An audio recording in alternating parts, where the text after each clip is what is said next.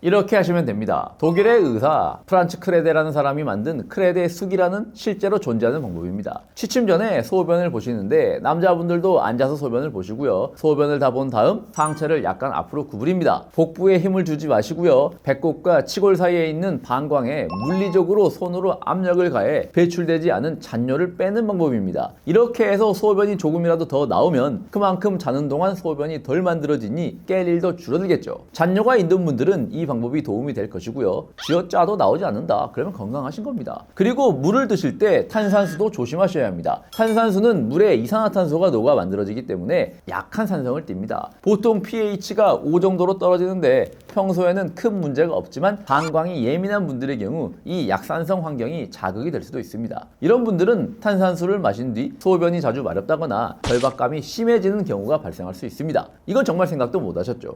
또 한 가지는 물리적 압력 문제입니다. 탄산수 속의 이산화탄소 기포는 위에서 팽창하면서 복부 압력을 살짝 높이는 역할을 합니다. 이 압력이 간접적으로 방광을 눌러 마려운 신호를 더 자주 보내게 하는 경우가 생길 수 있습니다. 물론 건강한 사람에게는 큰 문제가 되지 않지만 이미 방광이 예민한 분들은 이 작은 자극에도 증상이 악화될 수 있습니다. 따라서 빈뇨나 절박뇨 증상이 있다면 탄산수도 줄이시는 게 좋습니다. 지난 시간에 초보자, 중급자, 상급자가 할 수 있는 공복혈당 낮추는 식단과 음식에 대한 이야기 해드렸었는데요. 오늘은 숙면을 방해하여 공복혈당을 상승시키는 야간뇨를 막는 방법을 비롯하여 전반적인 숙면에 대한 이야기들 해드리도록 하겠습니다. 숙면 이야기가 나오면 다 아는 이야기라고 조회수가 확 떨어집니다. 그래도 중요한 이야기니까 오늘 준비했고요. 최대한 압축해서 말씀드리겠습니다. 야간뇨가 있다면 소변을 보기 위해 숙면을 못 들게 되고 숙면에 못 들면 평소라면 넘어갈 수 있을 정도의 소변이 방광에 차도 소변을 보기 위해 잠에서 깨는 경우가 잦아집니다. 그래서 숙면과 야간뇨는 떼래야 뗄 수가 없는 관계입니다. 둘 다 잡아야 합니다. 숙면이라는 큰 카테고리 안에 야간뇨가 들어있기 때문에 야간뇨를 잡으면서 숙면이 이루어지고 숙면이 이루어지면서 야간뇨가 개선되며 이것들의 결과로 아침 공복혈당은 물론 심혈관 질환 예방이나 치매 예방까지 모두 연관된 중요한 이야기니까요. 잘 들어보세요. 정말 압축하고 압축한 두 가지입니다. 제가 몇 번을 알려드렸는지 모르겠습니다. 정말 중요합니다. 숙면을 위해서 필요한 두 가지. 첫 번째, 수면의 질. 최대한 깨지 않고 길게 자는 것. 두 번째, 수면의 양. 7시간에서 8시간. 이거 다들 아시죠? 첫 번째 수면의 질을 높이려면 1번, 최대한 깨지 않고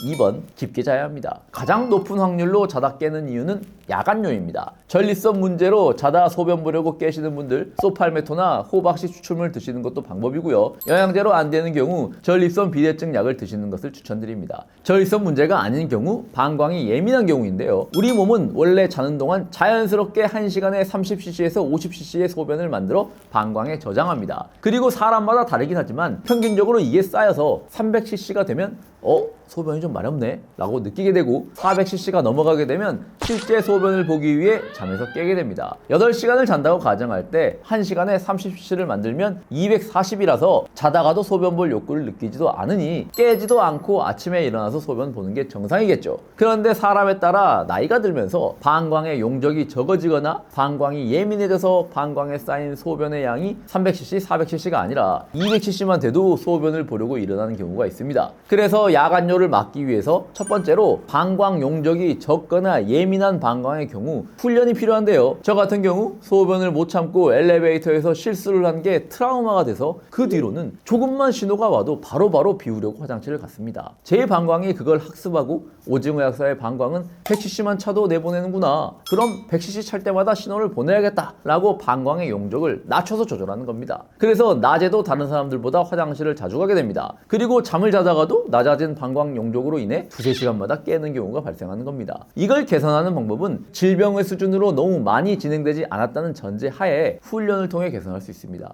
소변이 마려워도 참는 겁니다. 어쩔 수 없이 고속버스를 타야 한다거나 화장실을 갈 수 없는 환경이 아닌 이상 소변을 보고 싶은 생각이 들 때 15분씩 참는 연습을 하는 겁니다. 첫 조는 15분, 두 번째 조는 30분 이런 식으로 점차 참는 시간을 늘려가면서 소변 참는 걸 훈련해서 최종적으로 소변 보는 시간 간격이 3시간에서 4시간이 될 수 있을 때까지 늘리는 겁니다. 이 방법은 미국 비뇨기과 학회와 여성 비뇨기과 학회가 공동으로 발표한 과민성 방광 진단 및 치료 가이드에서 초기 치료로 강력하게 권고하고 있는 행동 치료 방법입니다. 저도 연습하고 있으니까요. 함께 하시죠. 저는 현재 2주차인데요. 소변 보고 싶은 생각이 들 때 알람을 맞추고 참고 있습니다. 처음엔 되게 불안한데요. 하다 보면 익숙해져서 점점 잘 참아지더라고요. 꼭 한번 시도해 보세요.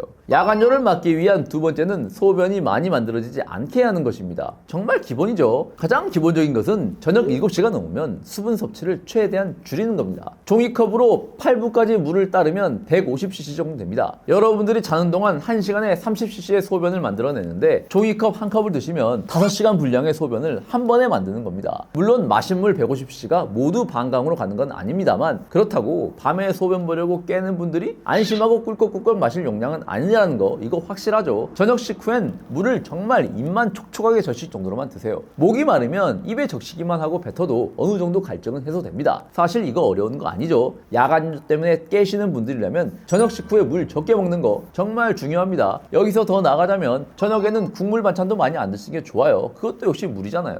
이런 게 익숙해지신 분들이라면 보다 고급 기술을 알려드리겠습니다. 누가 시키지 않아도 아침에 해가 뜨면 저절로 눈을 뜨고 해가 지면 졸음이 오는 것은 우리 몸속에 생체 시계가 내장되어 있기 때문입니다. 이 시계는 매일 조금씩 오차가 발생하지만 우리가 이걸 의도하지 않은 채 보정하는 방법이 바로 햇빛을 보는 것입니다. 아침에 눈을 떴을 때 바로 떠오르는 밝은 태양빛을 바라보면 생체 시계가 아침을 인식하고 생체 시계를 보정합니다. 저녁에 해가 질 무렵부터 실내 조도를 낮추면 역시 생체 시계는 지금이 저녁 시간임을 인식하고 수면 호르몬 멜라토닌을 분비하고 심부 체온을 낮추기 시작합니다. 정말 간단합니다. 아침에 해를 보고 점심 때도 해가 뜬 날이면 10분이라도 산책을 하세요. 점심 때 빛을 쬐는 것도 생체 시계 보정에 도움이 됩니다. 아침 낮은 밝게 저녁은 어둡게 조도를 설정하는 것 별거 아니게 보이더라도 굉장히 귀찮고 하찮게 여기기 쉽습니다. 하지만 숙면을 통해 야간뇨도 잡고 그로 인해 공복혈당을 비롯하여 당뇨병, 고혈압, 고지혈, 치매까지 예방하는 가장 기본적인 방법이니 꼭 챙기시기 바랍니다. 제가 알려드린 방법들은 모두 근거가 있고 증명된 방법들입니다. 하지만 숙면과 관련해서 여러분들이 저에게 질문하시는 것 중